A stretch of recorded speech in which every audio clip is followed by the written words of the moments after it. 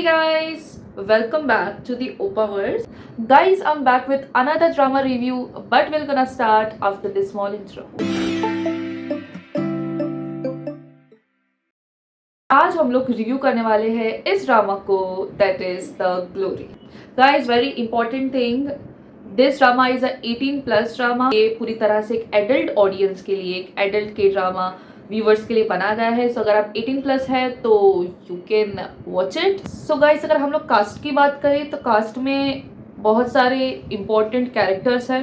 ठीक है, female lead से लेके मेल लीड हो, विलन्स हो, बिकॉज ये एक रिवेंज ड्रामा है. सो ऑफकोर्स पूरी की पूरी कास्ट इंपॉर्टेंट है. सबकी एक्टिंग और सबके जो स्किल्स है वो बहुत ही ज़्यादा मैटर करते हैं. सो गाइस, कहानी कुछ ऐसे शुरू होती है कि जो हमारी फीमेल लीड है वो हमें सबसे पहले स्क्रीन पे दिखाई जाती है और उसकी बॉडी पे कुछ मार्क्स दिखते हैं जो कि kind of a burned marks दिखते हैं. वो कैसे जो अपने ये रूम में खड़ी है और बहुत सारे फोटोज उसने लगाए हुए हैं, और जब योंजिन की एंट्री होती है तो वो उसे ये कहती है कि मैं उसी घड़ी का इंतज़ार कर रही हूँ कि कब तुम आओगी और ये सब देखोगी, और मुझे तुम्हारा चेहरा देखना है, मुझे तुम्हारा रिएक्शन देखना है.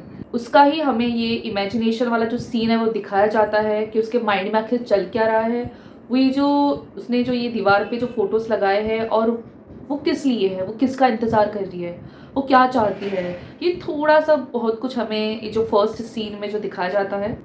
और बस यही सीन के बाद जो उनके यंगर सेल्फ पे जो कि सीन जो है शिफ्ट हो जाता है और ये हमें वहाँ लेके जाता है जहाँ हमें पता चलता है कि जो फर्स्ट सीन में दिखाया था कि जो हमारी फीमेल लीड जो दुंगयुन है उसकी जो बॉडी पे जो सारे मार्क्स है वो आखिर आए कैसे. 그동안 괴롭혀서 미안. 사과하려고. 화풀까지? सो गाइस, तो ये हाई स्कूल वाले जो सीन में भी सी दैट के 3 गर्ल्स और 2 बॉयज़ होते हैं जिनका एक ग्रुप होता है जो कि होते हैं बुलीज. ठीक है, और ये जो दोंगयुन है वो पता नहीं किसी तरह से इन बुलीज के बीच में फंस जाती है और जो ही हमें वही सीन पे ले जाते हैं जहाँ पे उसको ये सब टॉर्चर किया जाता है. और ये जो ग्रुप ऑफ जो बच्चे हैं उनको किसी बात का डर नहीं है बिकॉज वो लोग एक रिच फैमिली से बिलोंग करते हैं. और इनको मोस्टली के ड्रामास में दिखाया जाता है कि जो भी रिच बच्चे होते हैं तो लोगों को परेशान करते हैं या तो पुलिस होते हैं. और गाइस, ये कोई ऐसे वैसे पुलिस नहीं है, ये टॉप लेवल की पुलिस है जो कि इतना बुरा बुली करते हैं कि वो किसी की लाइफ रूइन कर देता है. ठीक है, जो दोंगयुन के साथ बिल्कुल यही हुआ. भले वो स्कूल क्यों ना हो या फिर उसका घर क्यों ना हो. और चलो ठीक है, स्कूल वाला सीन तो ठीक था, बट जो घर वाला सीन है जहाँ पे उसके घर पे आके वो बैठते हैं और उसको टॉर्चर करते हैं, ये ज़्यादा इंटेंस सीन था. ये थोड़ा और ज़्यादा स्कैरी हो गया. 부탁이야. 제발 돌려줘, 연진아. सो इतना कुछ सहने के बाद अब दोंगयुन के पास बिल्कुल भी शक्ति नहीं बची है कि वो और सह सके, बिकॉज ऑलमोस्ट उसकी पूरी बॉडी पे मार्क्स होते हैं. और वो जो स्कूल की जो एक मेडिकल रूम होता है वहाँ पे जो होती है, ठीक है, एक मैम होती है, वो उससे ये सारी बात शेयर करती है कि उसको किस तरह से उसके बॉडी पे मार्क्स है, उसको कैसे पेन होता है, बट वो भी उसके लिए इतना कुछ कर नहीं पाती है. और थक हार के दोंगयुन अभी अपनी जान देने का फैसला करती है.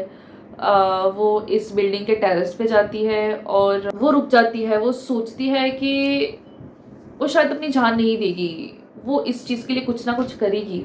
वो स्कूल के जो वायलेशन रूल्स होते हैं वहाँ पे वो अपनी कंप्लेंट देती है, तो थोड़ा ब्रेव होने की कोशिश करती है. सो गाइस, फाइनली अब दोंगयुन ने स्कूल छोड़ दिया है और वो बस जाने से पहले इसी जो रूम में वो जाती है जहाँ पे उसको इतने टाइम से बुली किया जाता है. और वो क्या दिखती है कि वहाँ पे एक और लड़की है जो ऑलरेडी वहाँ पे बुली हो रही है इसके बाद. ठीक है, वो युनजिन के पास जाती है और वो उसकी आंखों में आंखें डाल के कहती है कि मेरी जो पूरी लाइफ है वो बस तेरे ही नाम के आगे पीछे घूमती है, बट तू वेट कर, मैं तेरे लिए ज़रूर आऊँगी. और वो इसी तरह का कुछ इशारा करती है and then she smiles. So guys, Dongyun वो स्कूल है उससे ड्रॉप आउट हो जाती है.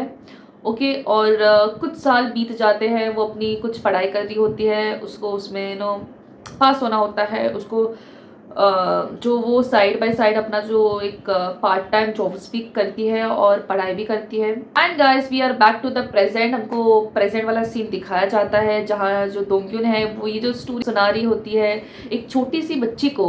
And we get to know कि ये तो योंजिन की बच्ची है. जिससे वो सुना रही होती है और फिर ये जो हमारा फर्स्ट एपिसोड है ये एंड हो जाता है। 너구나. 박연진 딸 하예솔. और ये एपिसोड एंड होते होते ये हमें बहुत सारे क्वेश्चंस के साथ रुका देता है कि क्या जो मुन दोंग यून जो ये योनजिन से अपना बदला लेने वाली है उसका जरिया क्या उसकी बच्ची बनेगी?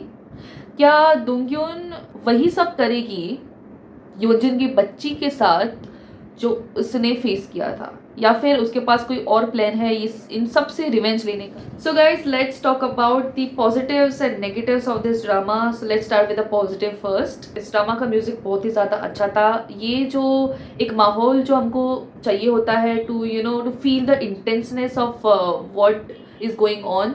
जैसे जो दो कैरेक्टर्स के बीच में जो कॉन्वर्जेशन होते हैं उस टाइम भी जो हमें जो म्यूज़िक है वो बहुत ज़्यादा इम्पैक्टफुल है। तो इस ड्रामा का म्यूज़िक इज़ वेरी गुड।